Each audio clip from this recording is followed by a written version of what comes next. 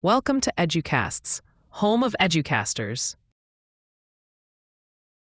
If you walk into a typical American public school today, look around. You see boys and girls of every religion and race sitting in the same room. You see a library full of books with different opinions. You see a science lab where students are testing hypotheses. You see a student government election poster on the wall. You see a teacher telling a student, "Use your words," or "What is your evidence for that?" We take all of this for granted. It just feels like school. But every single thing I just described is there because of a specific, revolutionary philosophy. It is the philosophy of liberalism. Now, before we go any further, we have to clear the air. When I say liberalism, I am not talking about the Democratic Party. I am not talking about owning the libs or bleeding heart liberals. I am talking about the massive philosophical tradition that started in the Enlightenment, the tradition that gave birth to the United States itself. The word comes from the Latin liber, which means free. At its heart, liberalism in education is the belief that the purpose of school is to create free, rational, and autonomous individuals. It is the belief that every human being has a mind capable of reason, and that if we educate that mind, we can create a society that is fair, prosperous, and democratic, while conservatives want to preserve the past and radicals want to overthrow the system. Liberals are the optimistic middle. They believe the system can work, but it needs to be constantly improved, updated, and opened up to more people. They believe in progress, but progress through reason, law, and education. To understand this, we have to go back to a time when freedom was a radical, dangerous idea. Imagine the world in the year 1600.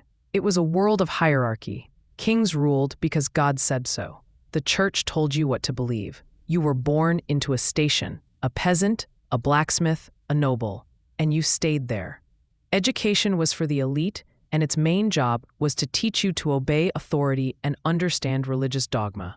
Then, the lights turned on. The Enlightenment was an intellectual explosion in Europe and later America that challenged everything. Thinkers like John Locke, Voltaire, Jean-Jacques Rousseau, and Thomas Jefferson started asking dangerous questions.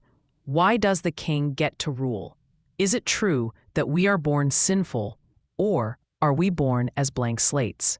Can human beings figure out the truth for themselves using science and logic?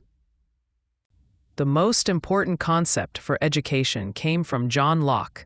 He proposed the idea of the tabula rasa, or blank slate. He argued that we aren't born with our ideas or our character stamped on us by God or our bloodline. We are born blank. Everything we become is written on us by our experience and our education. This idea is the big bang of liberal education.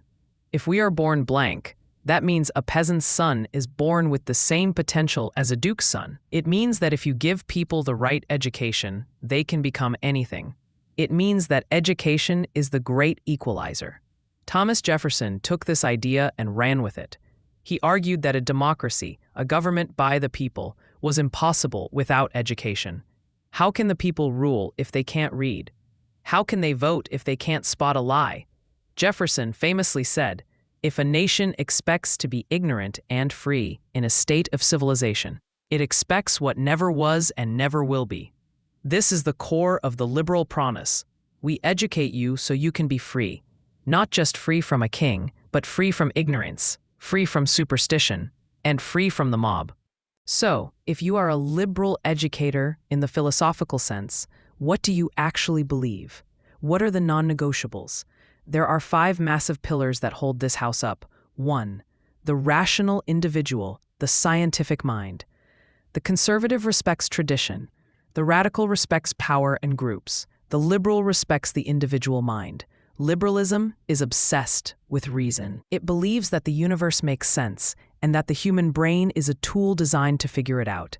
Therefore, the primary job of school is to sharpen that tool.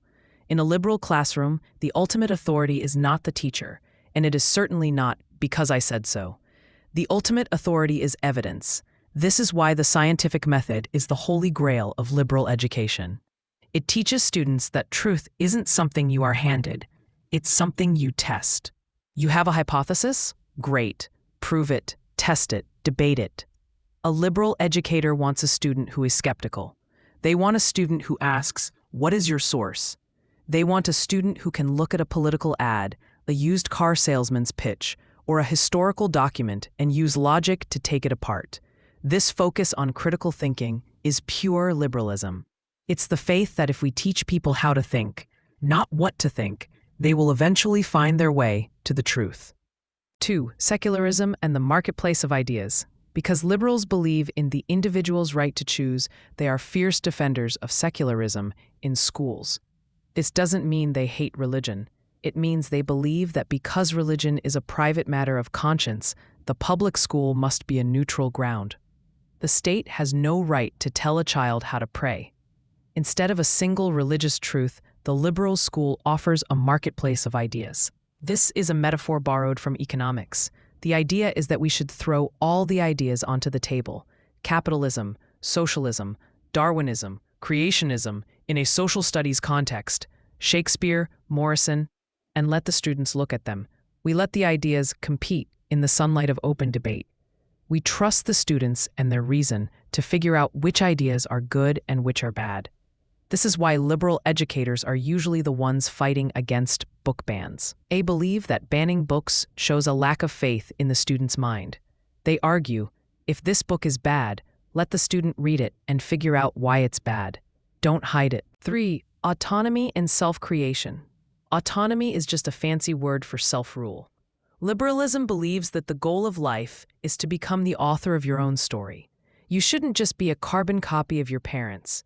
You shouldn't just do what your pastor or your politician tells you. You should determine your own values, your own career, and your own path to happiness. This is why liberal education emphasizes broad exposure.